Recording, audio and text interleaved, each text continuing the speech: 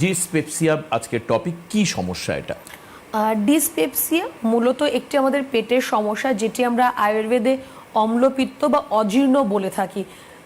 মোদ্দা কথা বলতে যেটা আমাদের ইনডাইজেশনের সমস্যা যেটা হয়, আপনার ধরুন আপনি খাবার খাচ্ছেন কিন্তু সেটা আপনার ওভার ইটিং হয়ে গেল, যে আপনার বলে না যে চোখের খিদে, আপনার হয়তো খিদে অল্প পরিমাণ রয়েছে, আপনি চোখের খিদেতে এক থালা ভাত সবজি সব কিছু খেয়ে নেন, এবার সেটা আপনার ইনডাইজেশন হচ্ছে, ডাইজেশনটা প্রপারলি হচ্ছে না, হজম ঠিকভাবে হচ্ছে না।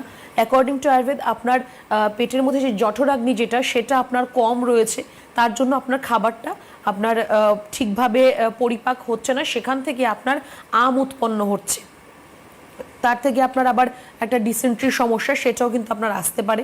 তো একেই ডিসপেপসিয়া বলা হয়। তার সিমটমসের মধ্যে আপনার গলা বুক জ্বালা হওয়া, বা আপনার গলার কাছে মনে হবে যে কিছু একটা আটকে আছে, আপনার মুখ শুকিয়ে যাওয়া, গলা শুকিয়ে যাওয়া বারে বারে, খুব সিভিয়ার যদি পর্যায়ে চলে যায় তাহলে আপনার ভমিটিং টেন্ডেন্সি, একটা গা গোলানো, বমি ভাব বা বমি হতেও পারে, স্টুলের সাথে আপনার ব্লাড চলে আসতে পারে। তো এরকম আপনার যদি সিভিয়ার কেস হয়ে যায় ডিসপেপসিয়া, তাহলে এরকম সিমটমস কিন্তু দেখা দিতে পারে।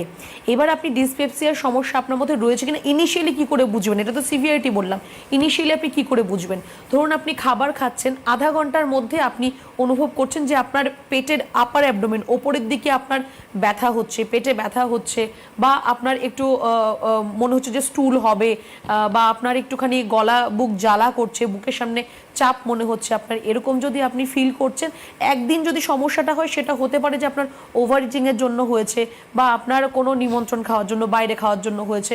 কিন্তু যদি রেগুলার এই সমস্যাটা আপনার মধ্যে স্টে করছে, তাহলে কিন্তু একটুখানি আপনার ট্রিটমেন্টের প্রয়োজন রয়েছে, একটু ডক্টরের সাথে কনসাল্ট করার প্রয়োজন রয়েছে। যদি এই যে ডিসপেপসিয়া, এই নামটার সঙ্গে অদ্ভুতভাবে একটা পেপটিক শব্দ যুক্ত রয়েছে, আমরা পেপটিক আলসার বলে একটা রোগের সঙ্গে মারাত্মকভাবে পরিচিত। এই ডিসপেপসিয়ার যদি ট্রিটমেন্ট ঠিকঠাক না হয়, তাহলে তার থেকে কি আলসারে কনভার্ট হতে পারে?